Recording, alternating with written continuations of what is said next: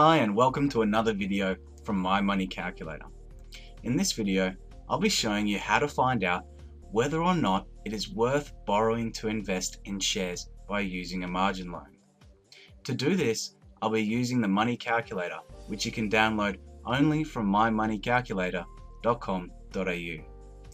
And what I'm going to do is run through a few example scenarios using an investor named George, who is considering getting a margin loan but wants to know if he'd be better off keeping his money in cash or if he should borrow to buy shares and whether or not he should borrow at all. So first, let's run through a scenario where George is only going to hold his money in cash. So let's go to the investor details. We'll enter his name. Say George has a salary of $100,000 a year, living expenses of $50,000,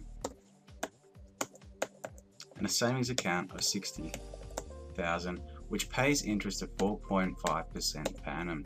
Now what we want to do is compare these scenarios that we're going to create for George. So I'm going to click on compare in the left navigation bar, and that's going to take us to the scenario comparison page. So here we can see George's personal assets and loans, cash flow and tax. And we're going to label this current scenario cash and hit the copy to comparison button to copy it over to the comparison scenario. So at the moment we can see both the current and comparison are exactly the same. Okay, so now let's enter in some details for some shares that George is considering purchasing partly by using a margin loan. So I'm going to click shares up the top left, and for the capital growth rate, let's assume a 5% capital growth rate per annum. These shares are going to pay 3% in dividends, and they're fully franked dividends, and the interest rate on this margin loan that he's going to establish, let's assume, is 10% per annum. Also, George is going to reinvest these dividends every year. So for the total amount to purchase, let's assume George is going to purchase $145,000 worth, and he's going to finance that purchase using a $95,000 margin loan.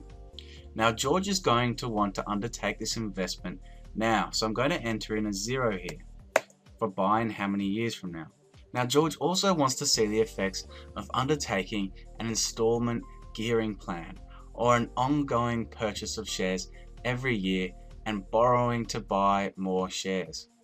So in this ongoing purchases / installment gearing area, we're going to enter in the total amount to buy each year as $30,000, and to finance that purchase, going to draw down $15,000 a year from the margin loan. Now this is going to start 1 year from now, so he's not going to undertake this installment gearing plan now, but he's going to start in 1 year from now. Now let's go back to the compare scenarios page to compare this scenario with the margin loan and installment gearing to the scenario with cash only. Okay, so now I'm going to label the current scenario margin lending. And we can see already from the summary graphs on the right that there is going to be more equity built in the margin lending scenario, but there is going to be less cash surpluses each year. Looking at the figures for 1 year from now, we can see that in the cash scenario, George has more in savings, but less in equity. In terms of cash flow, George has more money coming in the margin lending scenario, but more money going out. And he also has to finance the purchase of more shares as part of his installment gearing plan. So George has around 18 grand more surplus cash in the first year that will go into his savings. Looking at the tax area, we can also see that he'll be paying roughly $4,000 more in tax in the cash scenario. Let's take a look at 10 years from now.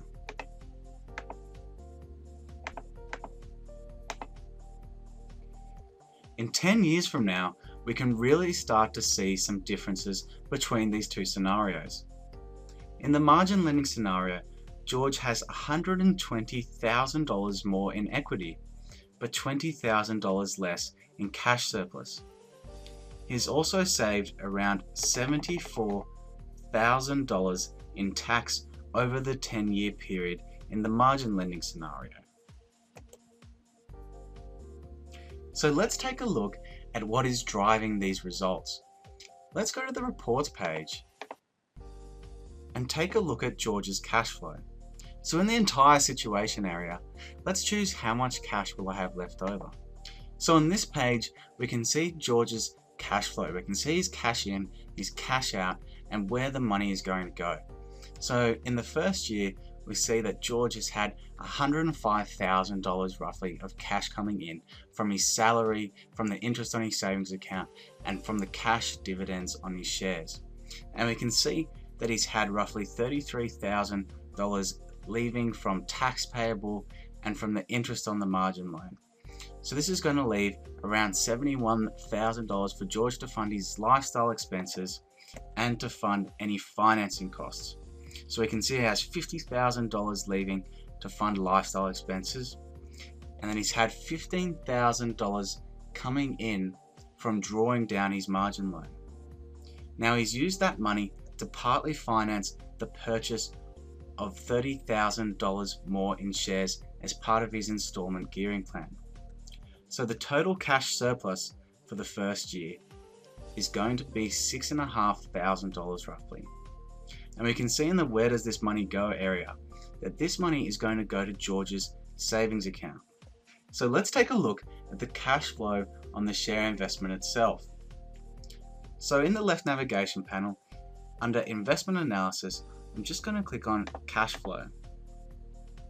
And what we can see is that in 1 year from now, the shares have paid $4,350 in dividends, and George has had to pay $9,500 in interest payments. This generates a cash loss of $5,150 for the first year. To get the taxable profit or loss on the shares, the franking credits on the dividends are added down the bottom to make the taxable profit or loss only $3,286. As a side note, if you would like help on understanding how franking credits are calculated or how they work, you can see our franking credits explained guide in the investment guide section of our website. Now let's go back to the comparison page.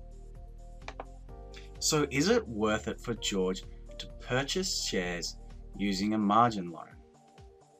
Well, you could say that given George's circumstances and the assumptions used, the substantially higher equity in the margin lending scenario signifies that it is worth using a margin loan. The other thing that George would like to know is if it's better to simply purchase the shares outright without any margin lending. So let's copy across the margin lending scenario by clicking copy to comparison up the top. And then let's go to the shares input section. What we're going to do is change these amounts on the right to reflect the amount George purchased using his own money without borrowing. So in the total amount to buy, we're just going to enter $50,000 and delete this $95,000 margin loan. In the installment gearing area, we're going to change the total amount to buy to $15,000 and delete the amount to be borrowed. Now let's go back to the comparison page. And so what I'm going to do is change this current scenario to no margin lending. And what we can see is that from the graphs on the right and the figures on the left is that George has more equity in the margin lending scenario, but less cash surplus each year. And once again, you could say that given George's circumstances and the assumptions used, it is worth using a margin loan. So congratulations, you've seen how to find out whether or not it is worth using a margin loan. In this video, we've entered a few very basic scenarios that really only demonstrate a fraction of what the money calculator is capable of. There are many more reports available, and you also have the ability to construct a vast range of different scenarios that can help you better understand the impact of undertaking different investments. In this example, we could have added many more details, including a home with a mortgage, super or a self-managed super fund, including borrowing to buy property or shares within super, up to 10 investment properties, as well as the ability to change details like interest rates, salaries, bonuses, and one-off expenses like a holiday in any year that we want to. And we could have added another investor. Remember, the money calculator can be used by all Australians, from everyday individuals to experienced investors. So whether you're just starting out or whether you're an industry pro, you can take advantage of this powerful tool, which you can download only from mymoneycalculator.com.au. As always, thanks for watching.